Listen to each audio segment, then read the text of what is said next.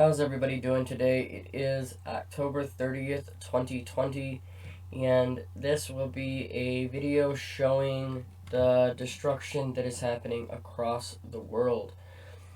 My voice may be a little bit raspy, and I actually got even more sick than I was the first time a few days ago, and now I'm just actually getting my voice back. I could barely even speak the last 2 days, and it's just been one thing after another. But today is the best I've felt in probably the last week, so I want to get a few videos out. There's so much going on. As we all know, Hurricane Zeta just hit, and just another devastating blow to Louisiana and the Gulf Coast again. And people are trying to pick up the rest of their lives, and trying to figure out what they're going to do. Not only that, we had a massive earthquake, and we've also had a very, very bad typhoon that hit Vietnam, and I'm going to show you both of those after this one. This says, South digs out from Hurricane Zeta, wrath. They got to put that in there too, because we know it's always fear, right? They got to make you fear these things. Hundreds of thousands without power and homes are destroyed. I mean, look at this. New Orleans. Trees on top of buses and cars, roofs ripped off homes, boats pushed onto the highway by surging seawater, hundreds of thousands of people left in the dark. The remnants of Hurricane Zeta were far from land over the Atlantic on Friday, but people across the South were still digging out from the powerful storm that killed 6 people. 6 more people that lost their life, and how many that lost their livelihoods. The wind effects of Zeta, which came ashore in Coquetry, Louisiana, and barreled northeast, were felt all the way from the Gulf Coast to southern New Jersey. It says at the heights of the outage, as many as 2.6 million people were without power across 7 states from Louisiana to Virginia. Utility crews were assessing the damage and fixing it. Doesn't it seem like we can repeatedly see this, how it's an attack on our power system, okay?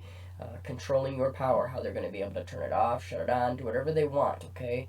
And it almost seems like the more and more they knock down, the easier it's allowing them to put up new infrastructure, put up new, cabling, wiring, and I bet a lot of this has to do with putting up brand new FIBEG equipment on all of these areas, okay? I mean, you gotta think about that, right? If you wanted to go into a town and you wanted to get rid of all their old stuff and you wanted to come in and put in new technology, you would have a pushback. Not only would you have to go get permits and pass this, and this, okay, but you would, in turn have people fighting back against you in certain communities, certain cities, areas, towns.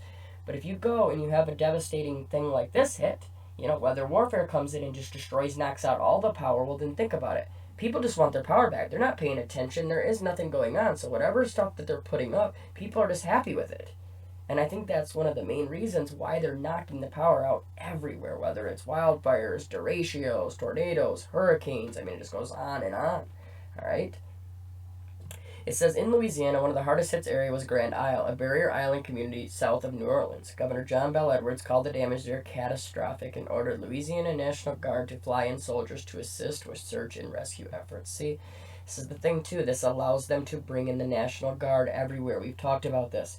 It allows them to shove you and push you in areas that you don't want to be into. Not only that, it makes you vulnerable. That's what everything of this is about. Fear, and making you so vulnerable that you have to go to the areas they want you to. Okay? We know they're trying to push people into certain areas, these mega cities, these mega areas. They want people out of, your rural areas. You're seeing this now with them covering with CV19. Everything's about, the rural communities are going to go off like wildfire. They're not safe. You have to, get out. These areas are going to be horrible. Yeah, because that's their agenda. They want to push people to the cities, okay, where they can control them. But so this now killed 6 people. It's just horrible, and it just seemed this year they were destined to make sure one of them hit Louisiana. Like, it didn't matter. Remember, Laura, Marco, all of, they just kept going on and on.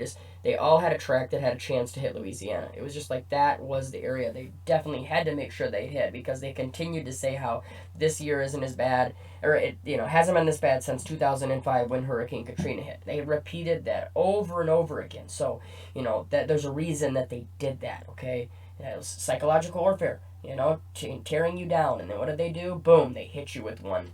All the way on October 29th. Or 28th when it hit. Let's keep going though. Look at this. All right, this was the typhoon. This was horrible. I was watching this as it came in. I had about half a video done on it, and that was when I got so sick and I could not even get it out. It was hard to cover because it was just so sad.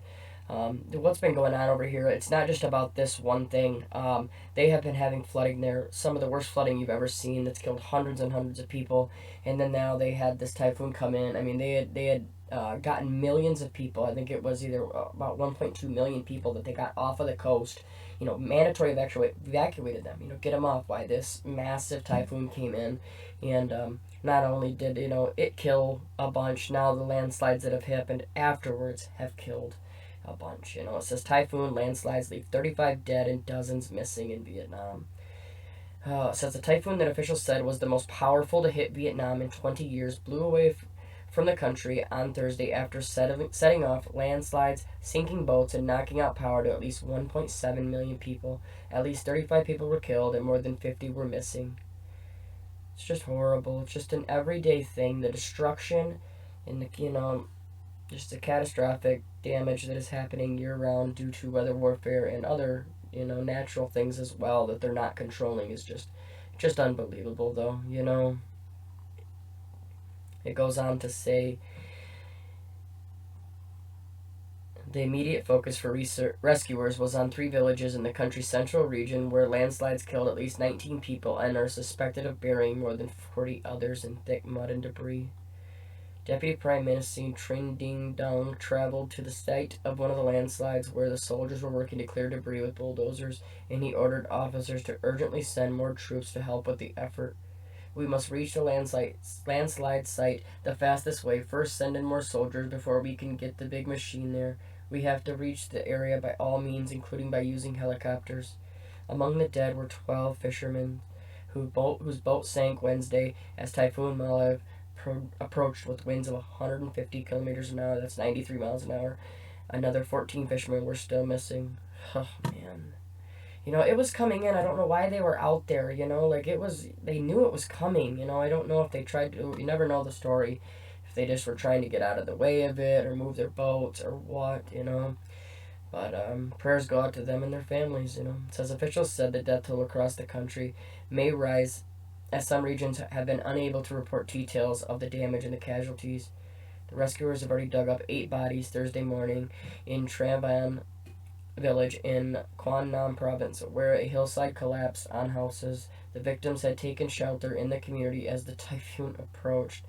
The official Vietnam news agency reported. See, it's really hard to cover this stuff. I just think of my family and, just think of all of you being in that position, they went to where they thought they were the safest and they still couldn't avoid the death, So then we have that, right? So you have hurricanes, typhoons, and then this just happened as well. 7.0 magnitude earthquake strikes off the coast of Turkey, killing at least 4 and injuring 120. Look at this. We've been talking about there could possibly be a very, very large quake coming, in the United States, whether it's, out on the West Coast or if it's on the New Madrid. Both fault lines have been active, as long, there's a lot going on. You have Yellowstone that's very active. And, as much as they're messing with everything, I wouldn't be surprised if they set off one of those things, either by accident or on purpose. They're trying to play God over and over again, and it's going to end up coming back to bite them, whether it's in this life or the next. They will pay for what they've done.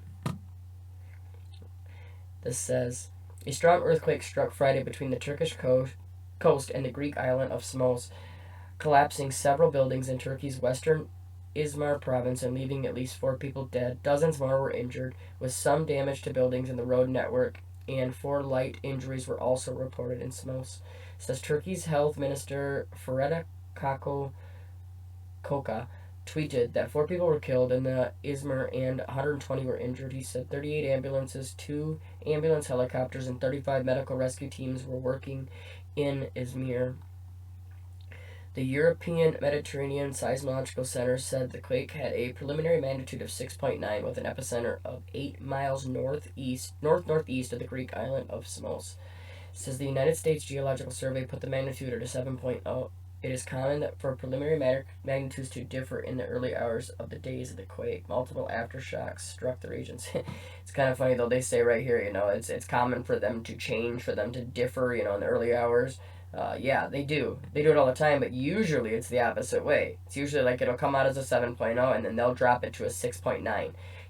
They've a lot of great, people have showed that. Dutch census talked about that a lot. The point 0.9 society, they're always trying to drop it down. So, oh, sorry.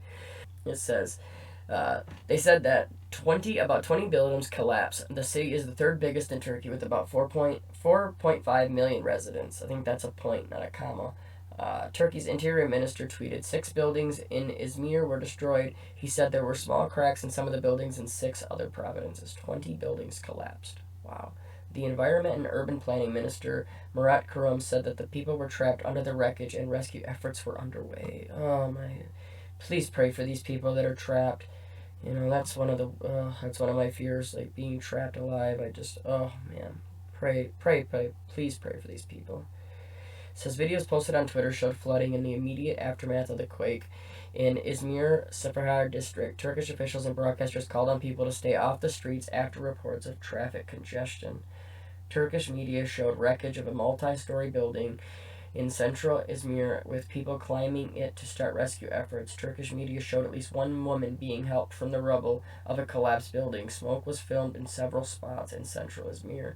Turkish media said the earthquake was felt across the region of Aegean and Marmara, including Istanbul. Istanbul's governor said that there were no reports of damage in the city, Turkey's largest. It says the quake was felt across the eastern Greek islands and as far as Greek capital Athens and Bulgaria. Greek seismologist told Greek state television ERT that it was still too early to say whether this was the main quake, although he said it likely was. It is an event that is evolving, Lika said, adding that some damage had also been reported in Samos. It's always an event. I hate hearing that because everything is an event. And, I was always thought, I guess, that an event was something was planned, right? I mean, you go to a boxing event, whatever it is, a presidential debate, all those would be events, but they're planned is my point. When they say event, I don't know, they started using that word a few years back in all these situations, every storm, and it's just doesn't seem right, A tsunami warning was issued with residents of Samos area told to stay away from the coastline. Water rose above the dock in the main harbor of Samos and flooded the street. Just crazy. Thank God that it wasn't as bad. That tsunami could have been horrible. It's been years since we've had, that other horrible tsunami. You had 2004, the Indonesia, and then you had, 11 years later, you had 7 years later, you had the one in Japan. So, thank God that didn't happen, they're warning people to stay off the buildings, aftershocks. It's just a sad situation. I'll leave the information here in the description if you want to read a little bit more in these articles. I read most of it, but if you want to go check them out, they're always in the description. We're gonna leave this here. Everybody, just pray for these people. Pray for anybody affected by the hurricane, or the typhoon or the earthquake. It's just like it's nonstop, around the world, and it just seems like evil is taking over because you're seeing it on a daily basis. So much evil being unleashed, and all we can do is continue to try to come together, be stronger together, get stronger in our faith, and continue to share this information so that we can maybe bring 1 or 2 more people back, into, to follow God and to actually, become saved and, to not have to worry about this life, And like I've said before, if you have not asked for forgiveness, please do it today. Hit your knees today. Ask for forgiveness, and I promise you, you'll never regret it. That's the one thing I can promise you. Without my faith, I could never do any of this, and all I can do is try to spread this information and tell you that I believe the most important thing out of anything is your faith, is your relationship with God. Then after that, with that, we can go on and tackle all these types of topics. So please, time is short. Like I always say, I'm not saying time to the end of the world. I am saying time until you may not have any more time to prepare or to get ready or to get right with God or whatever it is. That is what I believe is running out. Everybody stay safe, stay strong, no fear, no panic. Just prepare. Prepare, prepare, prepare. Make a plan today, please. We'll talk to you all soon. God bless.